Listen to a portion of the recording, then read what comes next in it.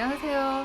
오늘은 제가 요즘 두뇌 건강 여기에 대해서 얘기를 해볼까 하는데요. 아니 요즘은 그러니까 저도 완경이 지나니까 깜빡깜빡하는 건망증이 너무 심해졌는데 이 건망증이 단순히 그냥 일과성인지 아니면 이게 잘못하면 내가 치매 위험도가 높아지는 건가 이게 조금 걱정이 되거든요.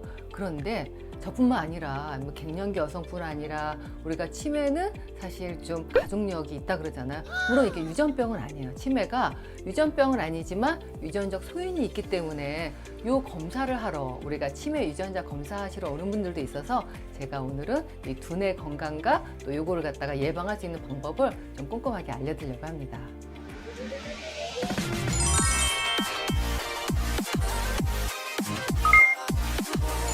그래서 저도 해봤잖아요. 우리가 피 한 번 뽑으면 이렇게 유전자 검사로 치매뿐만이 아니라 각종 암이라든가 요즘 또 황반변성, 실명도 걱정이 되고 뭐 당뇨, 여러 질병에 대해서 유전자 검사를 할 수가 있는데요. 그랬더니 저는 다행히 여기 치매, 알츠하이머병 치매는 굉장히 안심이 나왔어요.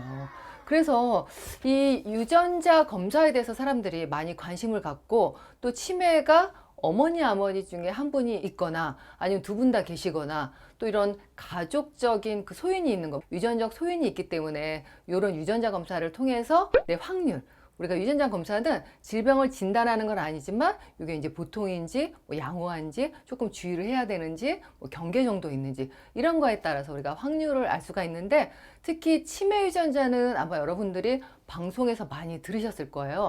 아포이 유전자라고 이 중에서도 조금 더 위험도를 예측하는 엡실론4 유전자가 있는데 이게 이제 부모로부터 한 개를 받으면 이 치매가 생길 확률이 일반인들보다 3배가 많아진다 그래요.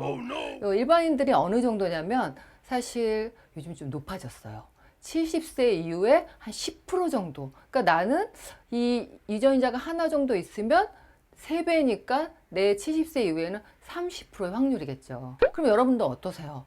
이 30%라는 거는 우리가 이렇게 기상 예측으로 생각하면 비올 확률이 30%인데 우산을 가지고 갈까 말아야 될까 이런 고민을 좀 하시겠죠.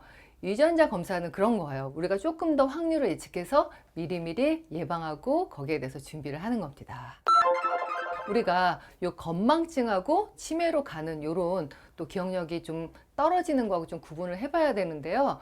우리가 건망증이라고 하는 거는 뭐 여러분도 이렇게 뭐 음식하러 냉장고에 뭘 꺼내러 갔는데 생각이 안 나서 문을 닫고 근데 오다가 맞아 찌개에 넣을 거 이러고 다시 마늘 뭐 꺼내러 가거나 요렇게 힌트를 딱 주면 생각이 나는 거 요거는 건망증이에요. 뭐 그런 거는 뭐 저희도 일상에 있는 거잖아요.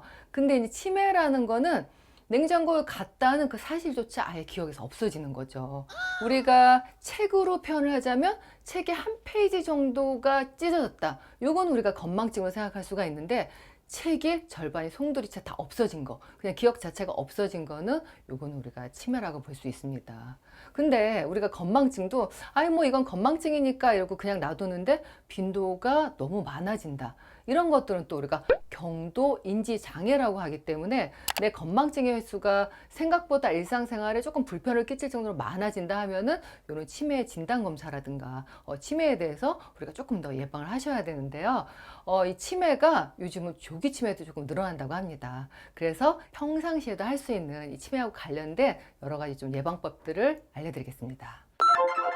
네, 이런 연구들이 많이 있지만 특히 이제 웨스턴 시드니 대학에서 이 손가락 힘 있죠. 이 악력이 뇌 건강하고 연결된다는 그런 보고가 나왔어요. 우리가 뭐 치매하면 치료약도 없대, 뭐 뇌신경은 재생이 안 돼 하지만 사실 뇌신경은요 굉장히 재생이나 이 가소성이 좋기 때문에 우리가 조금 더 우리가 노력을 하면은 치매를 없앨 수는 없지만 뒤늦게 오게 조금 딜레이 시킬 수 있는데요. 요 손의 악력이 중요하다는 거죠. 악력이 강한 사람은 이 기억력뿐만이 아니라 어떤 걸 추론하는 능력, 또 문제 해결 능력이 높았다고 합니다.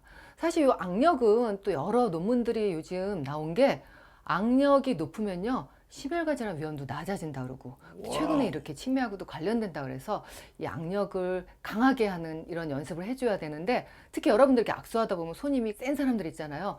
이런 분들은 굉장히 긍정적인 게 나이 들어서 고혈압 위험도 떨어지고 또 이렇게 뇌 건강도 조금 남들보다 개선될 수 있는 여지가 있습니다.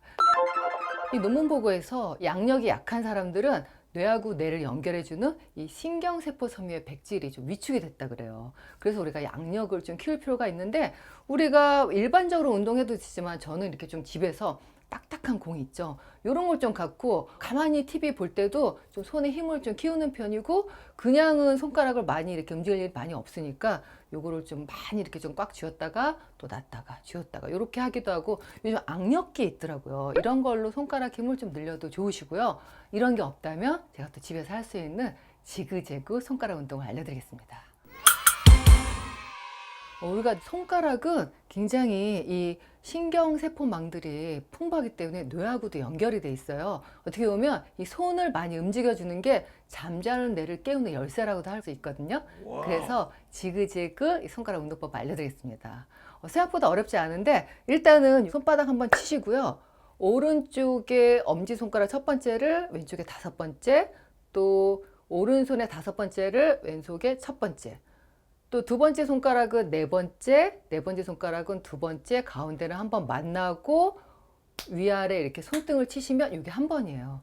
이게 처음에 좀 어려운 것 같은데 그냥 심심할 때 하시면서 손바닥 치시고 오른쪽 손에 첫 번째, 다섯 번째, 그 다음에 다섯 번째, 첫 번째, 두 번째는 네 번째, 네 번째, 두 번째, 가운데 만나고 위아래 한 번씩 쳐주면 됩니다.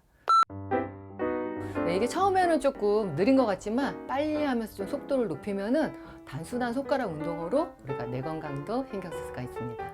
일상 속에서 할 수 있는 방법들 어렵지 않겠죠? 건망증 심하신 분들은 이런 거 하시면서 조금 더 현명하게 스마트 에이징 하시기 바랍니다. 감사합니다.